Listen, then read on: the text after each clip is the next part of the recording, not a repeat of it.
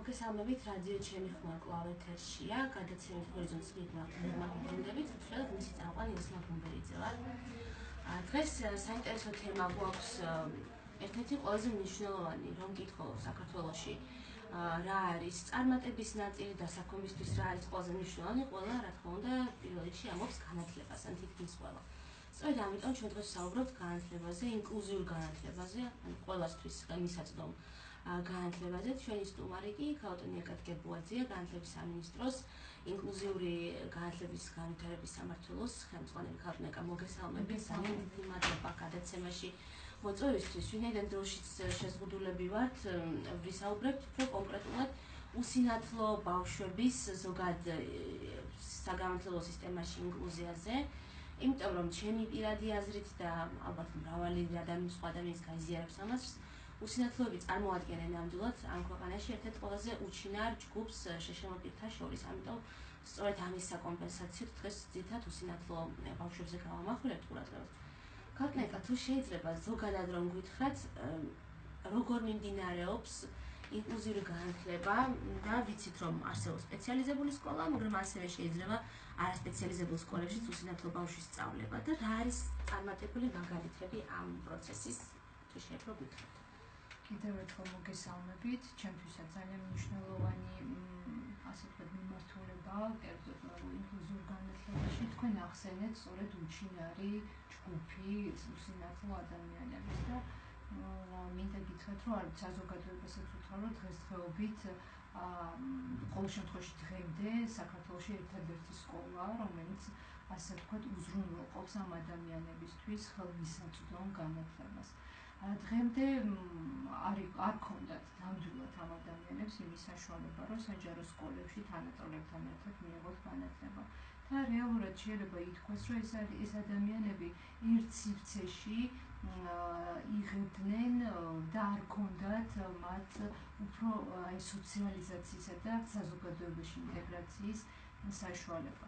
თუმცა დღეს შეგვიძლია ვთქვათ ის, რომ დამოკიდებულება, როდესაც მუშაობთ ინკლუზიური განათლების განვითარებაზე, ამას ჩვენთვის ძალიან მნიშვნელოვანია, როდესაც ინკლუზიაზე ვსაუბრობთ, აქცენტი გავაკეთოთ სწორედ ყველა ამ არა მარტო უსინათლო ადამიანებისთვის, არამედ ყველა სხვადასხვა ჯგუფის წარმომადგენლებისთვის, ჯგუფის წარმომადგენლებზე, რომ ვიმუშაოთ არა მარტო მათ მარგინალიზაციაზე, რაც წლების განმავლობაში ხდებოდა, არამედ პირიქით ინტეგრაციაზე, სოციალიზაციაზე, ამ კუთხით სხვადასხვანაირი პროექტები განხორციელდეს და თქვენ ასევე ახსენეთ ის მაგალითები, რომელიც დღეს არსებობს განათლების სისტემაში. ნამდვილად იყო, როდესაც მართლა კიდევ ერთხელ ვადასტურებ, რომ ეს ადამიანები ერთ-ერთ სკოლაში, ეს არის ქალაქ თბილისის 202 საჯარო სკოლა, სადაც იღებდნენ განათლებას და სამწუხარო იყო ის, როდესაც მივედით და ვნახეთ, რომ თქვენ ალბათ მოისწარით ამ პერიოდს, მოსწავლეებს არ ქონდათ სახელმძღვანელოები ბრაილის შრიფტით და მასწავლებლებს უწევდათ თავისი ხელით გადაეწერათ ტექსტები, თვითონ დაებეჭდათ ბრაილის პრინტერზე და ასე შემდეგ. ის გარემო, რომელშიც ეს ადამიანები განათლებას იღებდნენ, ძალიან ესეთი ხისტი იყო ამ ბავშვებისთვის. ეხლა შეგვიძლია ნაკლებობა იყო, მშობლებიც გიკითხავდნენ სახელმძღვანელოებს, კი ბატონო, მასწავლებლებიც წერდნენ ხელით. დიახ, ანუ მე ეს გამოცდილება ვნახე სწორედ ამ სკოლაში, რამაც ამ სკოლაში არსებული მოსწავლეები ყველა საფეხურს უზრუნველყოფილი არიან სახელმძღვანელოებით, რომელიც არის ბრაილის შრიფტით დაბეჭდილი და საგანმანათლებლო რესურსებით, რომელიც ტაქტილური, ასე ვთქვათ, ტაქტილურად არის დაბეჭდილი. ეს არის ის სახელმძღვანელოები დამხმარე, რაც თანხმედრაში მოდის სკოლის სახელმძღვანელოებთან. ანუ უფრო ზუსტად რომ ვთქვათ, ტექსტი არის ბრაილით, ის ნახატები, რომელიც არის წიგნში წარმოდგენილი, ის არის ტაქტილურად, ასე ვთქვათ, დაბეჭდი სწორედ უსინათლო მოსწავლეებისთვის. რა თქმა უნდა, ეს არ არის საკმარისი, როდესაც რამოდენიმე თვის წინ ასევე ვიყავი სკოლაში და ვნახე და ვისაუბრეთ იმაზე, რომ მათ ჭირდებათ კიდევ უფრო სხვა მრავალფეროვანი რესურსები იმისთვის, რომ კიდევ უფრო მეტად ხელმისაწვდომი იყოს და ხარისხიანი იყოს მათი განათლება. ეს რაც შეეხება საჯარო სკოლას, ასევე მინდა აქცენტი გავაკეთო საჯარო სკოლაში უსინათლო მოსწავლეების ასე ვთქვათ, ინტეგრაციაზე. გავაჩინეთ, ასე ვთქვათ, როდესაც მშობლებმა მოგმართეს და გადავწყვიტეთ, რომ დადგა ის დრო, როდესაც ბავშვი არ უნდა წამოვიდეს რეგიონიდან, ოჯახს არ უნდა მოწყდეს 6 წლის ბავშვი და ასევე ბავშვი უნდა იზრდებოდეს თავის მშობლებთან და გავაჩინეთ ის მაგალითი, როდესაც მოგმართა ბათუმიდან მშობელმა ბათუმის მესამე სკოლაში პირველ კლასში მივიყვანეთ უსინათლო ბავშვი და დავიწყეთ ფიქრი იმაზე, რა შეიძლება გავუკეთოთ სკოლას, ბავშვს და მასწავლებლებს იმისთვის, რომ იქ შევქმნათ ამ ბავშვისთვის საჭირო საგანმანათლებლო გარემო. და მე მინდა ამ ეთერითაც ვისარგებლო და 202 სკოლის ადმინისტრაციას, მასწავლებლებს, ყველა იმ ადამიანს, რომელიც არის ჩართული ამ პროცესში, მადლობა გადაუხადო, იმიტომ რომ ჩვენ შევარჩიეთ სპეციალური მასწავლებლები, რომლებიც წამოვიყვანეთ თბილისში, მათ გაიარეს ტრენინგი, ასევე პრაქტიკაზე იყვნენ სკოლაში, მათ დაუთმეს თავიანთი სივრცე და შევიძინეთ ტექნიკა იმისთვის, რომ ბავშვს ადგილზე სკოლაში ქონოდა საჭირო აღჭურვილობა. უფრო დეტალურად რომ ვისაუბროთ ამაზე, ესე იგი ეს ბავშვი სწავლობს, სწავლოთ თუ არა მან თქვა ბრაილის შრიფტი თუ მოხერხდა რა თქმა უნდა, ბავშვმა ისწავლა ბრაილის შრიფტი, პირველ რიგში ისწავლა მასწავლებელმა. ჩვენ ვიყიდეთ ბრაილერი ასევე და ამის დახმარებით მან ისწავლა, მოსწავლემაც ისწავლა ბრაილი. ანუ ის უკვე დაფიქრდა ფაქტია აღარ წერს ასე ვთქვათ საბეჭდი მანქანი. იყენებს ბრაილის საბეჭდ მანქანას. ასევე და ის არ არის ერთი მოსწავლე, მინდა გითხრათ, დღეს უკვე 3 უსინათლო მოსწავლე ამ სკოლაში, ბათუმის ნომერ 3 სკოლაში და პერიოდულად ჩვენ ვაკეთებთ ამ სკოლის მონიტორინგს საჭიროების მიხედვით. კიდევ ერთხელ ვთქვი, 202 სკოლა, აი მაგალითად ეხლა 2017 წლის ზაფხულშიც იყვნენ ჩამოსული, უკვე მე-4 კლასშია ეს ბავშვი. ჩამოსული, ანუ რაღაცნაირად ხდება მათი კვალიფიკაციის ამაღლება. კიდევ ერთხელ ასე ვთქვათ, სკოლაში ვიზიტი, თავიანთი გამოცდილების გაზიარება, რეკომენდაციების მიცემა. ამ ადამიანებმა ასევე გაიარეს მობილობისა და ორიენტაციის ტრენინგი და ანუ ამ ბავშვებს ასწავლიან თეთრი ხელჯოხის გამოყენებით გადაადგილებას. სკოლის შიგნით მაგალითად შეუძლია რომ ერთი საკლასო ოთახიდან მეორეში რომ დამოუკიდებლად გადაადგილდეს. იგივე კომპიუტერს თუ სწავლობს და როგორ ასწავლიან? ესეთი დეტალები გამიჭირდება გითხრათ როგორ ასწავლიან კომპიუტერს, მაგრამ დღეობით შეგვიძლია ვთქვათ, რომ აი ამ ბავშვებს ის გარემო, ის მინიმალური შეიძლება ისეთი ტექნოლოგიებით არ არის ყველა აღჭურვილი, როგორც მასწავლების კვალიფიკაცია, ასევე სპეციალური მასწავლების და ის მინიმალური ტექნიკა, რაც პირველ ეტაპზე საჭირო იყო, ეს ბავშვები არიან უზრუნველყოფილი. მე იმის თქმა მინდა, რომ ეს არის კარგი პირველი მაგალითი, ეს არის კიდევ ერთხელ ვიტყვი პირველი მაგალითი, რომელიც სისტემამ გააჩინა და ასე ვთქვათ, იმ ფარგლებიდან გამოვიდა, რასაც ქვია 202 სკოლა, სადაც მხოლოდ იქ იღებდნენ ეს ადამიანები განათლებას. ბრაილით სახელმძღვანელოები ან აუდიო სახელმძღვანელოები თუ აქვს იმ მოსწავლეებს? ბრაილით სახელმძღვანელოები აქვს მოსწავლეებს, და რამდენი კაციან კლასში არიან მოთავსებული? ეს არის სტანდარტული, რომელიც არის მაქსიმუმ 25-დან 30 მოსწავლემდე არიან თავის თანაკლასელებთან ერთად. მე უბრალოდ ვიცოდი, რომ სტანდარტი არსებობს, რომ თუ კი სპეციალური საგანმანათლებლო საჭიროების მქონე ბავშვი არის, რომელსაც თან სპეცმასწავლებელიც ეხმარება, რომ რაღაც სხვადასხვა რეკომენდაციები არსებობს 15-ზე მეტი არ უნდა იყოს მოსწავლე და ასე შემდეგ და ამიტომაც ვიკიდავში ეს კითხვა. თუმცა ესეთი სტანდარტი დღეს ჩვენ განათლების სისტემაში არ აქვს. შეიძლება ეს საერთაშორისო გამოცდილებაა, რომელზეც ჩვენ ვსაუბრობთ, მაგრამ ის რომ დღეს სკოლაში, კლასში არის საგანმანათლებლო საჭიროების მქონე მოსწავლე და იქ განსხვავებული მოსწავლების რაოდენობის სტანდარტი არსებობს, დღეს სისტემას ესეთი სტანდარტი არ აქვს. არ განსხვავებულის არა, მე რაოდენობას გულისხმობს. კი. რომ ვისაუბროთ უკვე მაშინ 202 სკოლაზე, ან ზოგადად პრინციპში ადამიანურ რესურსებზე ინკლუზიური განათლების სისტემაში. გარედან ჩანს პრინციპში ეს ყველა საჯარო სამსახურში მეტნაკლებად იკვეთება ეს გამოწვევა, რომ ადამიანები იღებენ გარკვეულ ტრენინგებს, გადამზადებას, განათლებას, ამაში იდება თანხები და შემდეგ 2-3 წელიწადში ისინი მიდიან სამსახურიდან თავისინებით თუ რა ვიცი ვადა გაზდით თუ ასე შემდეგ და შემდეგ მოდიან სრულად ახალი ადამიანები, რომლებსაც არ ჰქონდათ გამოცდილება კონკრეტულ სფეროში. ხშირ შემთხვევაში ეს ახალი ადამიანი მოდის ისე რომ ძველი ვინც სფეროში მუშაობდა აღარც კი ხვდება და პრაქტიკულად ხელთავიდან უწევს მას რომ ყველაფერი შეისწავლოს, სიტუაციაში გაერკვეს. მე პირადად სკოლაშიც მოვესწარი ისეთ სიტუაციას, როდესაც მასწავლებელი მიდიოდა და ერთი კვირის შემდეგ მოდიოდა ახალი მასწავლებელი, რომელიც უბრალოდ ის არ იცოდა რომელი თვალსაჩინო და სად იდო. ამ პრობლემას თქვენ როგორ ხედავთ, ქალბატონო, როგორ შეიძლება რომ ეს პრობლემა მოგვარდეს და როგორღაც გადაცემა რომ ხდებოდეს ამ ცოდნის?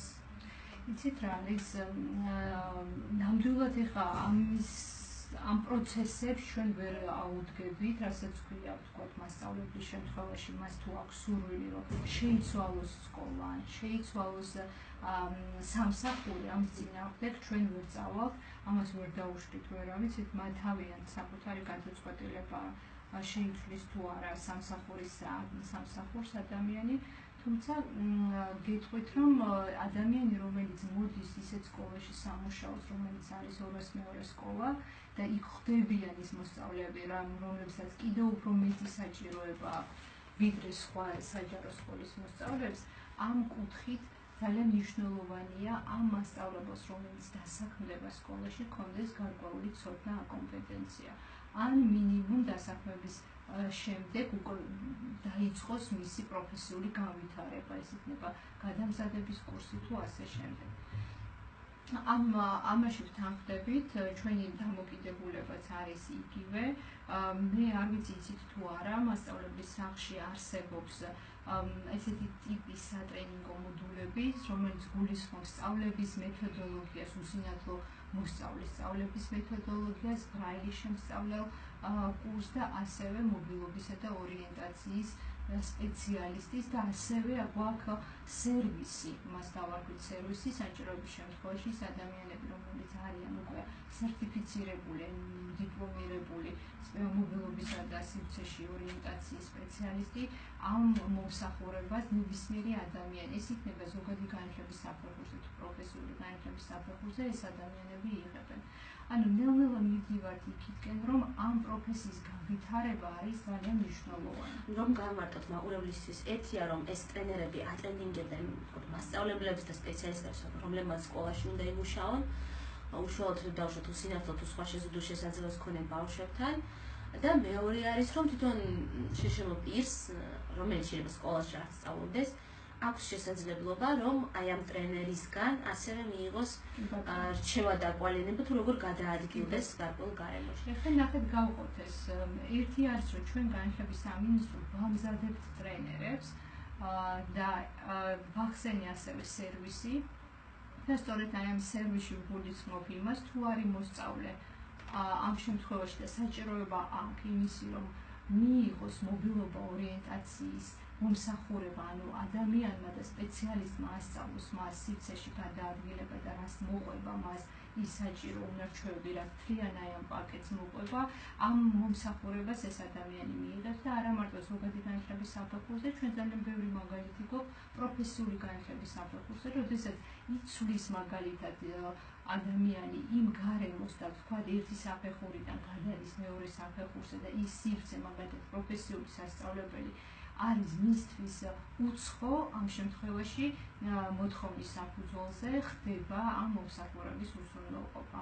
ის სპეციალისტი მასთან ერთად მუშაობს, ეს იქნება სახლიდან პროფესიულ სასწავლებელში, ეს იქნება პროფესიული სასწავლებლის სივრცეში გადაადგილების აი ტექნიკების შესწავლა, ეს ამას უზრუნველყოფს უკვე განათლების სამინისტროს ფიუჩი.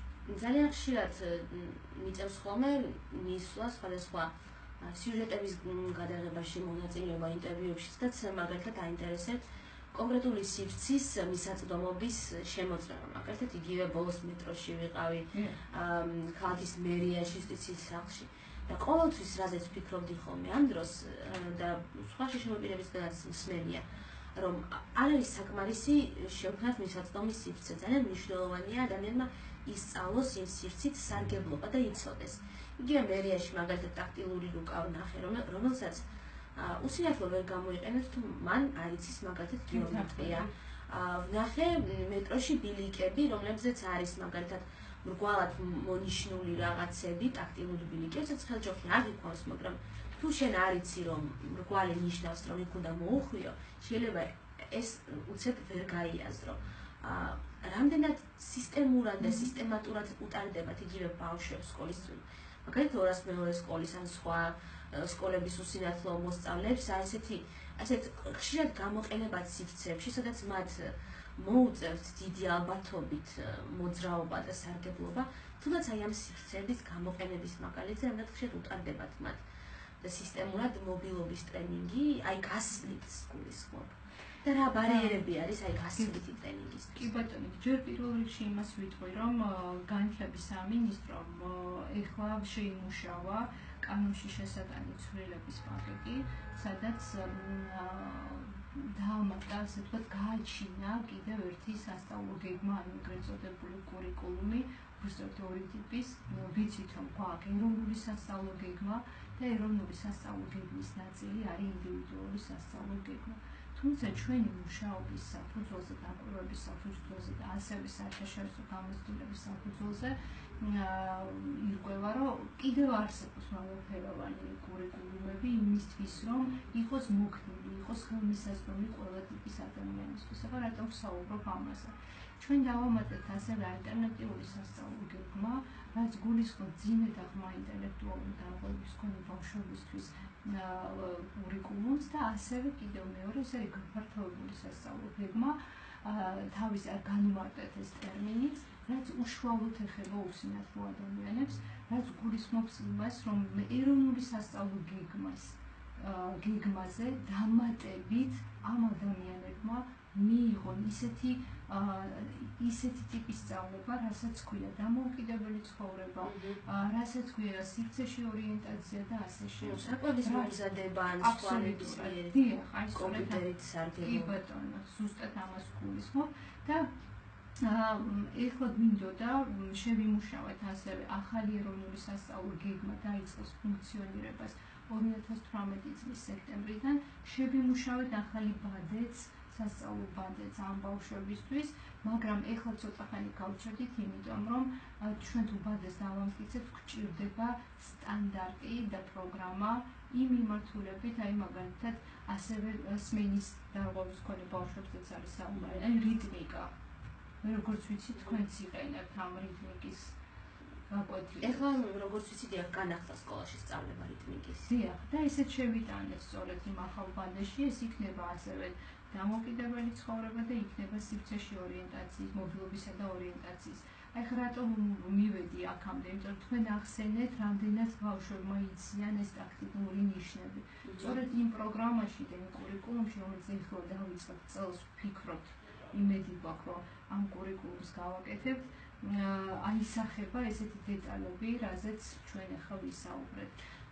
ნიშნავს თუ არ არის, რომ მაგალითად გაკვეთილების ცხრილშიც უსინათლო სკოლის მოსწავლეს ან სხვა უსინათლო მოსწავლეს რომ გაუჩნდება დამატებით თქო გაკვეთილი სივრცეში ორიენტაციაში თუ საქმის მომზადებაში თუ მოვაშენოთ გულისხმობს გაფართოებული სასწავლო გეგმა, იმიტომაც გავაჩინეთ, რომ მათ სჭირდებათ სწორედ აი ესეთი ფუნქციური და სოციალური უნარების განვითარებაზე მუშაობა დამატებით ეროვნულ სასწავლო გეგმის მოთხოვნებთან დამატებით აი ეს გაფართოებული სასწავლო გეგმა. აკადემიურ საქმებთან ერთად, რომელთა რაოდენობაც ალბათ არ შემცირდება, ხო?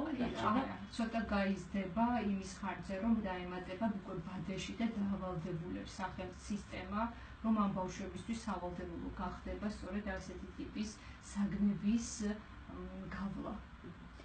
თქვენ ქალბატონო აღნიშნეთ, რომ ჩაკეტილობის პრობლემა, რომელიც ნამდვილად არსებობს, როდესაც ბავშვი 12 წელი სწავლობს ერთ სივრცეში, თავისი რეგიონის გამოწყვეტილად, მე ისიც გამიგია, მაგალითად, როდესაც შემდეგ ეს ბავშვები სკოლა დამთავრებული უბრუნდებიან თავიანთ რეგიონს, რომ უკვე პრობლემა ექნებათ ერთგვარი ინტეგრაციის, იმიტომ რომ რეალურად ისინი არ ცხოვრობენ და იქ არ არის მათი თემი უკვე ყველა კავშირი სოციალური უკვე ამ სკოლასთან არის დაკავშირებული. რამდენად თქვენ როგორ ხედავთ ამ სკოლაშივე რაღაც გამრავალფეროვნების შესაძლებლობას, მაგალითად ბავშვების გაყვანას სხვადასხვა ტრენინგებზე. არსებობს მაგალითად საბავშვო უნივერსიტეტი, თბილისის სახელმწიფო უნივერსიტეტის პროექტი, სადაც ლექციები ეკითხებათ სკოლის მოსწავლეებს. ოღონდ განსაკუთრებით ხაზი მინდა გავუსვა პროექტებს, რომლებიც არ არის შექმნილი სპეციალისტ შეზღუდული შესაძლებლობის ან სპეციალისტ საგანმანათლებლო საჭიროების მქონე ბავშვებისთვის და მათი ინტეგრაციის მიზნით. ანუ მეინსტრიმ პროექტებში რამდენად ხედავთ თქვენ აი ამ რესურსს და შესაძლებლობას სხვადასხვა არასამთავრობო ორგანიზაციების მიერ თუ სხვადასხვა დაწესებულებების მიერ შემოთავაზებულ ტრენინგებში, კურსებში ან თუნდაც მოსწავლე ახალგაზრდობის სასახლეში, სხვადასხვა წრეებზე ამ ბავშვების მიიყვანის აუცილებლობას და აქვე სამართლებრივი პრობლემაც არის, როგორც მე ვიცი, ბავშვის სკოლიდან გაყვანა. ამისთვის რაღაც განსაკუთრებული თანხმობები საჭირო. ამ პრობლემას როგორ ხედავს განათლების სამინისტრო და თქვენ პირადად როგორ ფიქრობთ, როგორ შეიძლება ეს მოგვარდეს? ეხლა თქვენ ასეთ ლაპარაკობთ, არაფერი მოგვარებელი არ არის, ძალიან ესეთი ყოველდღიური საქმიანობა. რა თქმა უნდა, მიზანი არის ამათი სოციალიზაცია და კიდევ ერთხელ ვიძახი, როგორც დასაწყისში აღვნიშნე, რომ იმდენად მნიშვნელოვანი ამათი სოციალიზაცია, მივდივართ იქითკენ, რომ სახლთან ახლოს ხო, ზუსტად თემში რო იყოს ინტეგრირებული, თემიდან არ იყოს მოწყვეტილი. გადავდგით ნაბიჯი და ბავშვის მოსწავლების ინტეგრაცია მოვახდინეთ.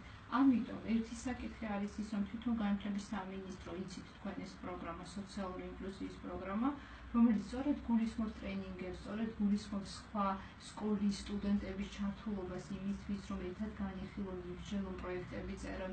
ამას ჩვენ თვითონ განათლების სამინისტრო ვაფინანსებთ და მეორე ის, რასაც თქვენ საუბრობთ, რომ გაყვანა და სხვადასხვა პროექტებში ჩართვა, ეს არის მხოლოდ სკოლის ადმინისტრაციის პასუხისმგებლობა, მათი აქტიურობის საფუძველს და ტრანსპორტირებაც არანაირ პრობლემას არ წარმოადგენს. მაგრამ აი წარმოვიდგინოთ რაღაც ორთვიანი მაგალითად ტრენინგ კურსი, რომლის ფარგლებშიც კვირაში ერთხელ ან ორჯერ უნდა იაროს უსინათლო ბავშვმა, თქვა დავლაბრიდან, არ ვიცი, თესეუში ლექციაზე. ამ შემთხვევაში მას ჭირდება თანმხლები ვიღაცა, ვინც მას გაიყვანს. თუ კი ის პანსიონურ მომსახურებაზე არის და სკოლაში რჩება. ეს ნიშნავს, რომ ამას ჭირდება დამატებითი ადამიანური რესურსი. არა მარტო, მას ჭირდება დაფინანსებაც, იმიტომ რომ მას ჭირდება გადაადგილება. ხო, ანუ მაგიტომ ამბობ, რომ დამატებითი ადამიანური რესურსი ნიშნავს, რომ ადამიანი წავიდეს და წაიყვანოს ეს ბავშვი, მას ხომ ჭირდება თანხა, იმიტომ რომ თუ კი მით უმეტეს თუ ჩავთვლით, რომ ასეთი შეიქმნება რამდენიმე, მაშინ მით უმეტეს ეს რამდენად არის ამის რესურსი 200 სკოლაში ან სამინისტროში. იცით რა არის, სკოლა ღებულობს პანსიონერ მომსახურებისთვის დამატებით დაფინანსებას, ესეც იცით ალბათ. რა თქმა უნდა, შესაძლებელია იმის ფარგლებში, ვთქვათ, ამის დაგეგმა და დაბიუჯეტება და ეხლა ნელ-ნელა გადავდივართ იქითკენ, რომ რაღაცნაირად რამოდენიმე წელი მოხდა, რომ აი ამ სკოლის და არა მარტო ამ სკოლის რამოდენიმე სკოლა პანსიონის ბიუჯეტი არ გასდილა, რეალურად საჭიროება გაიზარდა და რაღაცნაირად დავიწყეთ წელს ის, რომ დამატებითი დაფინანსების აუცილებლობა გაჩნდა და სამინისტრომ დავიწყეთ ფიქრი იმაზე, რომ რაღაცნაირად უკვე მომავალ წელს გაიზარდოს და რა ფორმით გაიზარდოს აი ამ სკოლებისთვის არსებული ბიუჯეტი. ასევე დაგეგმვის დროს შეიძლება რა თქმა უნდა აი ამ ღონისძიებების დაგეგმა, გათვალისწინება, რაზეც იყოს საუბარი. კიდევ მნიშვნელოვანი საკითხი არის სკოლის შესახებ ცნობადობა. რამდენად იციან ადამიანებმა, რომელსაც შეიძლება არ აქვს ცდომა ინტერნეტზე, არ აქვს ცდომა საიტებზე, რამდენად აქვს შესაძლებლობა, რომ გაიგო, რომ ასეთი სკოლა არსებობს. იცით რა არის, ეხლა ნამდვილად ვერ ვიტყვი, რომ ჩვენ რაღაცა ამისთვის რაღაცა ვიდეო რგოლებს ვაკეთებთ და ინფორმაციას ესე საჯაროდ ვაპიარებთ, მაგრამ ერთი რამის თქმა ნამდვილად შემიძლია, რომ ამ სკოლის არსებობის შესახებ იცის ყველა მუნიციპალიტეტის საგანმანათლებლო რესურსცენტრმა, რომელიც არის ასე ვთქვათ, განათლების სამინისტროს ნაწილი, რომელიც არის იმ თემში პასუხისმგებელი განათლებაზე, მათ იციან და რეკომენდაციას მათი ვალდებულება, როდესაც სასკოლო ასაკის ბავშვი მიდის სკოლაში რეგისტრაციისთვის, ეს ინფორმაცია მიაწოდონ მშობელს. პრაქტიკულად რო შევხედოთ, ძალიან ხშირად როდესაც შეზღუდული შესაძლებლობით ბავშვი იბადება, საკმაოდ ხშირია, როდესაც მშობელი საერთოდ არ ფიქრობს სკოლაში ბავშვის მიყვანაზე.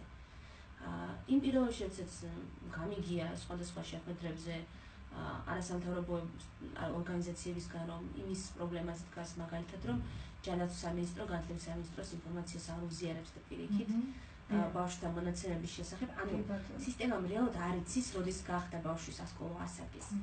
ამ პირობებში რამდენად პრაქტიკულად შესაძლებელი შეიძლება მშობელმა და ბავშვმა ისე იცხოვროს 18 წლამდე, რომ საგანმანათლებლო რესურს ცენტრთა სკოლა საერთოდ არ შეერხოს.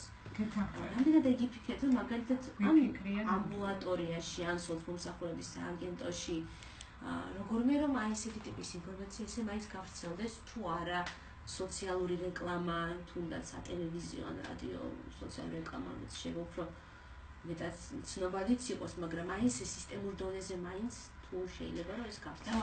აი გეტყვით კი ბატონო, ეს არის ძალიან მნიშვნელოვანი საკითხი. ჩვენ 3 წელი ამაზე ვმუშაობთ, იმიტომ რომ რეალურად დღეს არსებობს სხვადასხვა სისტემებში თავმოყრილი საინფორმაციო ბაზები. თქვენ ერთ-ერთი ახსენეთ ამაზე გამომახვილ ყურადღებას, ეს არის შეზღუდული შესაძლებლობის მქონე პირთა ბაზა, რომელიც არსებობს ჯანდაცვის სამინისტროში. თუმცა ამ ბაზაზე წვდომა ერთი არ არის, რომ აი მათ არ უნდა დააგვიზიარებს, ამას თურმე როგორც გავარკვიეთ და 3 წელია გზას ვეძებთ იმისთვის, რომ როგორ მოვიპოვოთ ეს ბაზა. ეს არის პერსონალური მონაცემები, რომელსაც იცავს პერსონალური მონაცემთა კანონი და ეს ინფორმაცია არის კონფიდენციალური და ამის გასაჯაროება კანონით ისჯება. არა, თქო, გასაჯაროება ბუნებრივია, თუმცა საჯარო კი, ეხლა მან ვივდივარ. სწორედ დავიწყეთ საუბარი, რომ საჯარო ნახეთ კონსტიტუციაც და კანონმდებლობაც იძახის, რომ დაწყებით და საბაზო განათლება არის სავალდებულო ყველა ბავშვისთვის და ამ შემთხვევაში, როდესაც არ ხდება ინფორმაციის გაზიარება, სწორედ კონსტიტუციის უფლებას, კონსტიტუციურ უფლებას ადამიანმა მიიღოს განათლება, ამას ვარღვევ. და ძალიან მიხარია, რომ აი რაღაცა შედგა და იუსტიციის სამინისტროსთან მოლაპარაკების საფუძველზე ახალი პროექტი დავიწყეთ, რომლის ფარგლებშიც მოხდება სწორედ აი ამ ინფორმაციის გაზიარება, რომელიც არსებობს სხვადასხვა. რა თქმა უნდა, ეს კანონმდებლობის ფარგლებში, იმიტომ რომ უწყებამ უნდა გაცვალოს იმ ორმა არა სხვადასხვა უწყებამ ეს ინფორმაცია, რაც იქნება წინაპირობა იმისი, რომ ჩვენ ვნახავთ პირველ კლასელთა რეგისტრაციის დასრულების შემდეგ ამ ასაკის რამდენი ბავშვი არ დარეგისტრირდა სკოლაში და მერე დავიწყებთ მოძიებას, სად არიან ეს ბავშვები, ვინ არიან ეს ბავშვები და რატომ არ ირიცხებიან სკოლაში. და ალბათ მერე ეს არის პირველი ნაბიჯი, რომელიცაც გადადგამს წელს განათლების და მეცნიერების სამინისტრო უშუალოდ ინკლუზიური განათლების სამმართველოს ინიციატივით და შემდეგი ეტაპი იქნება ალბათ იმაზე მუშაობა, ამაზეც ცალკე პროექტი იქნება და ძალიან ესეთი სერიოზული, როდესაც უკვე ჯანდაცვის სამინისტროს უნდა იყოს ჩართული და არა მარტო ჯანდაცვის სამინისტრო ოჯახების გაძლიერებაზე, იმისთვის რომ სოციალურ მუშაობაზე, იმისთვის რომ ეს ამ ბავშვებმა მიიღონ სავალდებულო განათლება. ამ შემთხვევაში უბრალოდ საინტერესო არის კი ეს უფლება ნამდვილად არსებობს კონსტიტუციით ვალდებულება და რა ხდება, რა მოხდება, თუ მშობელი ამ უფლებას არ გვაქვს. თუ არის რაიმე სანქცია, იმიტომ რომ იცით საერთაშორისო გამოცდილებით, რომ არსებობს რაღაც იძულებითი მექანიზმები. სწორედ ამიტომ ვახსენე, რომ ეს არის მეორე ეტაპი ამ პროექტის, როდესაც უკვე საკანონმდებლო დონეზე პარალელურად გვინდა ამის ინიცირება და ამაზე მუშაობა, რა შეიძლება მოხდეს იმ შემთხვევაში, ან რა სანქცია იყოს გაცემული იმისთვის, რომ როდესაც მშობელი არ ყოფს აი ამ ფუნდამენტურ განათლების უფლებას თავისი შვილისთვის. ალბათ შემდეგ ალტერნატივებიც შეიქმნება, თუნდაც ბუნებრივია, ნახეთ, ეს ყველაფერი გამოიწვევს იმას, რომ ნახეთ, მე ვახსენე, რომ კანონში შეგვაქვს ცვლილება. კანონში ჩდება კიდე სხვადასხვა სერვისები, მაგალითად სპეციალური კლასის ტერმინიც გავაჩინეთ, ოღონდ ძალიან დიდი იმედი მაქვს, რომ წელს ეხლა ამ გაზაფხულის სესიაზე დამტკიცდება, იმიტომ რომ სპეციალიზირებული სკოლა თავისი პროფილით უნდა არსებობდეს, მაგრამ ცოტა კიდე უფრო მეტი დატვირთვა უნდა ქონდეს. აი მაგალითად უსინათლო ბავშვებისთვის ინტეგრირებულ კლასზე უნდა მეკითხა. კი, მაგასაც ინიციატივა. კი ბატონო, ეხლა ვიტყვი, უბრალოდ მნიშვნელოვანია, რომ ვთქვათ, რომ მიზანი არის სად მივდივართ, იმიტომ რომ კარგი მაგალითი ვახსენე, როდესაც მასწავლებლებს დაჭირდათ ის სივრცე და რესურსი, რომელიც 200-მეორე სკოლას აქვს. ანუ რას გულისხმობ? მათ გაიარეს იქ ტრეინინგი, მათ გაიარეს პრაქტიკული სამუშაო. ესე იგი, ამ სკოლას აქვს თავმოყრილი ის დიდი ცოდნა და პრაქტიკა, რაც სხვებს არ აქვს. სწორედ აი ესეთი რესურსი უნდა რესურს ცენტრად უნდა იქცეს ეს სკოლა იმისთვის, რომ გააძლიეროს სხვა საჯარო სკოლები, რომ ინკლუზიური განათლება ხარისხიანად მიაწოდოს ამ ბავშვებს. და ეხლა ინტეგრირებული კლასი ახსენეთ, იცით, რომ ამ სკოლაში გაჩნდნენ არა მარტო უსინათლობასთან ერთად მრავლობითი დარღვევის მქონე ბავშვები, და გავაჩინეთ ინტეგრირებული კლასი, ანუ ცალკე კიდე დამატებითი სკოლაშივე სერვისი, რაც გულისხმობს ამ ბავშვებისთვის იმ საჭიროებებზე მუშაობას, რაც თითოეულ მათგანს სჭირდება, იმიტომ რომ დაკვირვებამ გამოცდილება მაჩვენა, რომ მათ მუდმივად კლასში გაკვეთილზე ჯდომა არ არის საკმარისი, მათ შეიძლება გაკვეთილზე ჯდომის ხანგრძლივობა დარეგულირდეს მათი საჭიროებებიდან გამომდინარე და ინტეგრირებულ კლასში უფრო მეტად ვიმუშაოთ მათი აკადემიური, ფუნქციური, სოციალური უნარების გავითარებას. გადაცემის მიწურულს აუცილებლად უნდა გკითხოთ. ამ დღეებში ვათვალიერებთ ზუსტად განათლების სამინისტროს საიტს და სპეციალიზებული სკოლების ჩამონათვალს და ფორმულირებას, რომელიც არის. ფორმულირება ასეთია, რომ სენსორული, ემოციური და სხვა შეზღუდვა შესაძლებლობს მქონე პირებს, ბავშვებს ემსახურებიან და განსაკუთრებულ სერვისებს და განათლებას, მისაწვდომ განათლებას სთავაზობენ და ამაზე სპეციალისტები, შემდეგ ის სკოლები და ჩამოთვლილია 202, 203, 198 და ასევე რეგიონებში. თუმცა ცალ-ცალკე თითოეულ სკოლას რომელ პროფილს მიყვება, მაგალითად რომელია უსინათლოთა, რომელია აყრუნთა, რომელია ინტელექტუალური შეზღუდვის შესაძლებლობის მქონე პირთა სკოლა, ეს არ არის დაკონკრეტებული. რა არის ამის მიზეზი? არაფერი, ეს არის მივიღეთ ეს შენიშვნა და ამას აუცილებლად გამოვასწორებ და ამას ანუ ზოგადად ესე ქვია დოკუმენტში, სადაც არის ჩამოთვლილი აი ეს სკოლა-პანსიონები, რომელიც ერთ-ერთი მუხლი, რომელიც ამას არეგულირებს. ალბათ ეს ჩვენი შეცდომა, ეს არის აბსოლუტურად ტექნიკური საკითხი, როდესაც თითოეულ სკოლას შეგვიძლია ფრჩხილებში მივაწეროთ. ხა გუშინ წინ ვნახე ზუსტად ეს საიტი. ეს არის უბრალოდ ტექნიკური საქმე, ამას გვირდებით, რომ გამოვასწოროთ. და ერთი კითხვაც რომ რა, აი ზუსტად სკოლის ცნობადობაზე, ხო? ესეც ხომ პრობლემურია, რომ შობი როცა ხედავს ამას სიას ვერ ხვდება სიტყვაზე თავის შვილს სად უფრო მიიღო, ან რომელი სკოლა უფრო არის მისი ბავშვის საჭიროებებზე, რომელიც სპეციალისტება. რატომ რა მიზნით არ ხდება და მიზეზით? თუნდაც სოციალური რეკლამა აქვს, თუნდაც საზოგადოებრივ მაუწყებელზე რაღაც რგოლის გაშვება ამ სკოლების შესახებ და ზოგადად შეშემო ბავშვთა ინკლუზიური განათლების შესახებ, რომ რა ფორმები არსებობს ამ ბავშვების განათლების მისაღებად. რა სოციალური რგოლი ესე არ გაგვიკეთებია, თუმცა რაღაცნაირად სოციალური არც ზოგადად როდესაც გვინდა რაღაცის პოპულარიზაცია საკმაოდ ძვირიჭდება ესეთი ტიპის რგოლების გაკეთება, მაგრამ ესე გადაცემებში სატელევიზიო საზოგადოებრივ მაუწყებელზე, როგორც ვიცი, ყოველ შემთხვევაში რაღაცა პრობლემები იყო ამის შექმნასთან დაკავშირებით. მაგრამ ესე გადაცემებში, როგორც რადიო, ისე ტელეგადაცემებში ზუსტად ამაზე ძალიან აქტიურად ვსაუბრობთ. ძალიან დიდი მადლობა დღეს ჩვენი სტუმარი ქალბატონი გაგებულაძე იყო განათლების სამინისტროდან ვსაუბრობდით უსინათლო ბავშვების ინკლუზიურ განათლებაზე ზოგადად საგანმანათლებლო დაწესებულებებში. მე კი ორი კვირით დაგემშვიდობებით, დროებით.